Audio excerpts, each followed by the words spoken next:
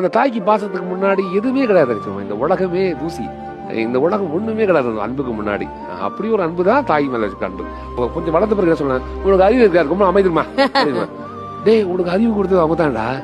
உனக்கு பேச தெரியல, நீ வாய மூடிடுவோம். உன்னை பேச வச்சுட்டு அவங்க தான்டா. தபார் எல்லாரும் முன்னாடி அசிங்கப்படுத்துற, நீ அசிங்கப்படாத முன்னாடி நின்று தான்டா. எல்லாத்தையும் அவங்க எடுத்து, எல்லா கஷ்டத்தையும் எடுத்துக்கிட்டு நல்லதை மட்டும் கொடுத்தவங்க தாய். எல்லா அழகையும் எடுத்துக்கிட்டு எல்லா அழகத்தையும் விட்டுட்டு அப்படி கொடுக்குற தாய்.